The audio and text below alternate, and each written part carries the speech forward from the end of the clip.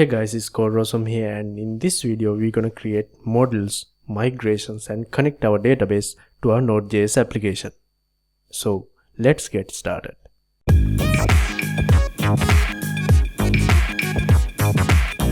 In the previous video we created the controller, and inside that we created the method, and we access that method with an endpoint.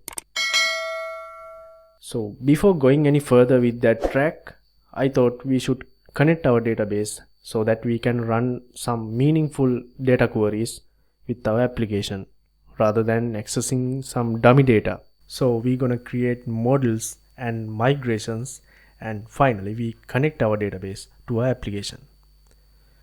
Alright, first of all, I'm gonna install MySQL on our project.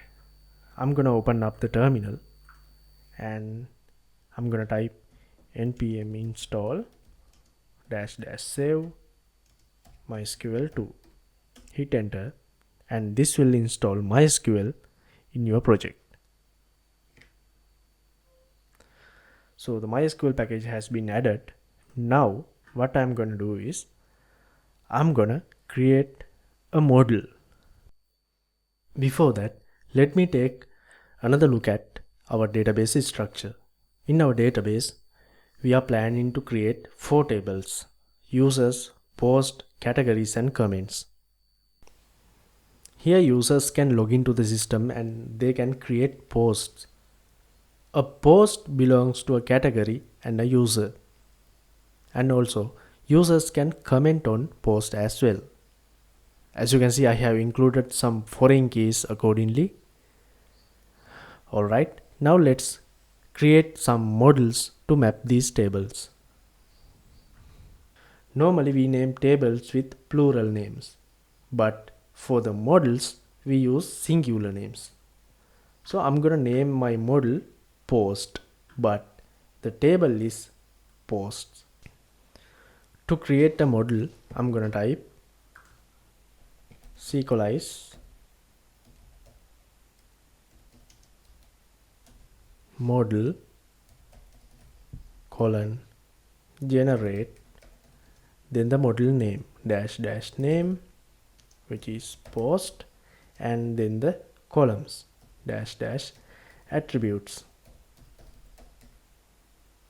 For post table, I'm gonna have these columns: ID, title, content, image URL, category ID and user ID. The ID column will be auto generated, so I'm going to start with title,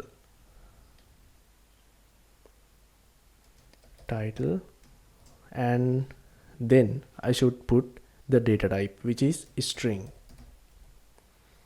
and then the content. I want that to be a text data type, and then image URL, which is another string, category ID,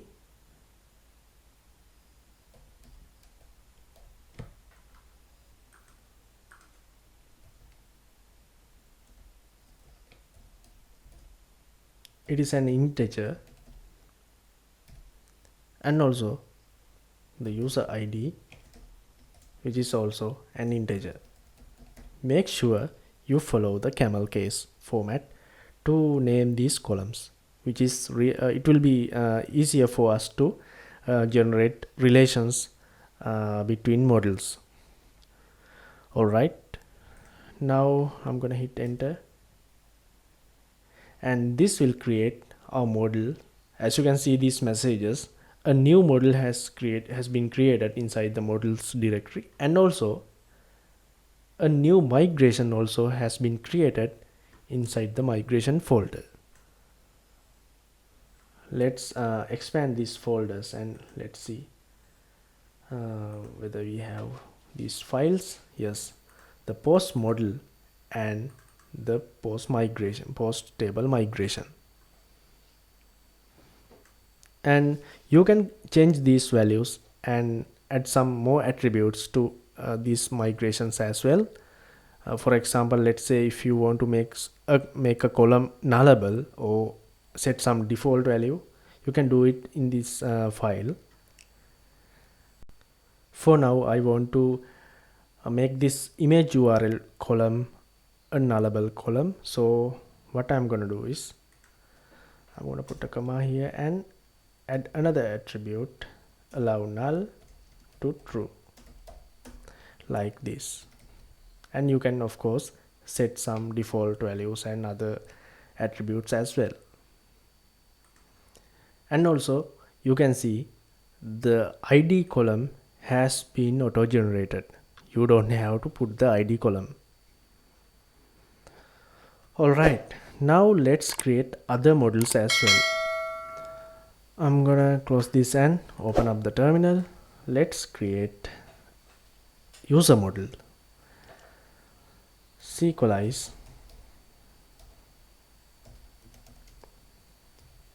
module generate dash name is user and dash attributes.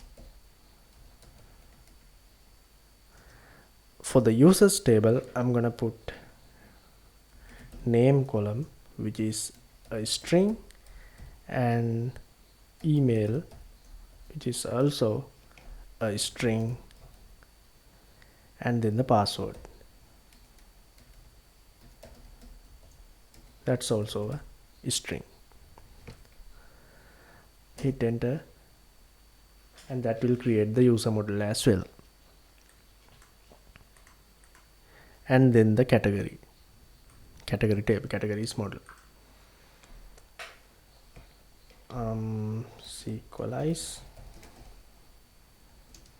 model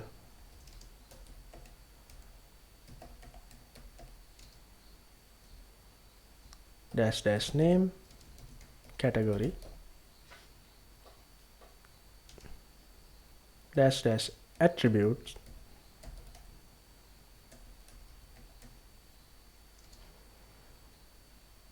for now just name.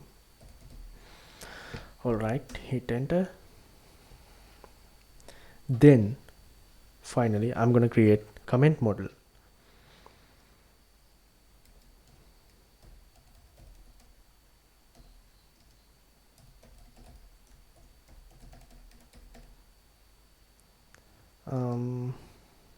Dash name comment dash attribute content, which is a text data type, and post ID, which is an integer, user ID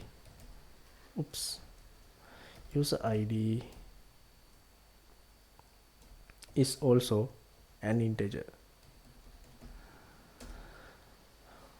Alright, we created all 4 columns, and let me open up these columns and make sure all are correct. You can always change these values and edit them before running the migration. Alright,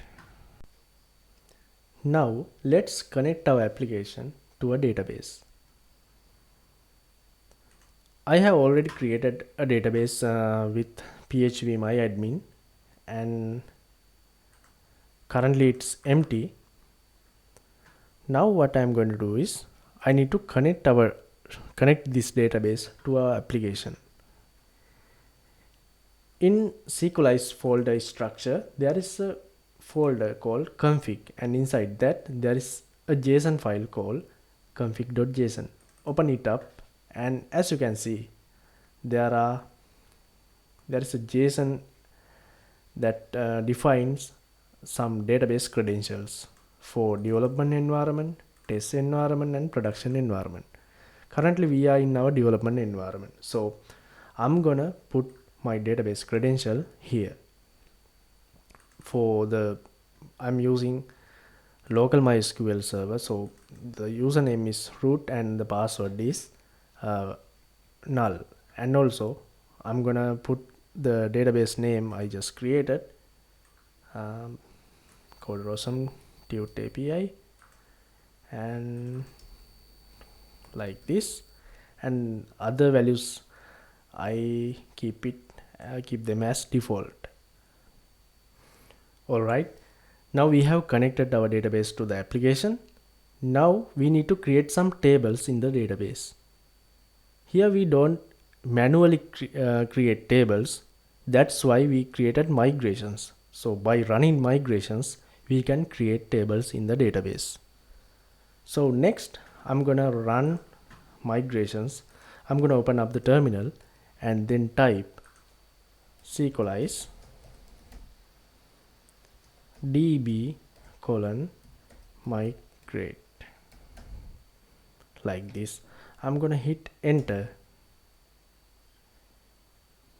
and as you can see, this migration ran, and I'm gonna open up my database and let's see. Yes, our tables has been created with one additional table which is required for Sequelize. Alright, so we have successfully connected our database to the application and we created tables using migration.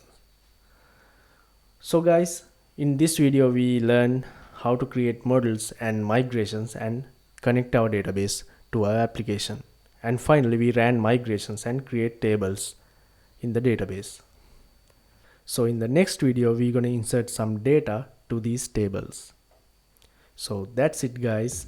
I hope you enjoyed this video. Hit the subscribe button if you haven't already, and I will see you guys in the next video.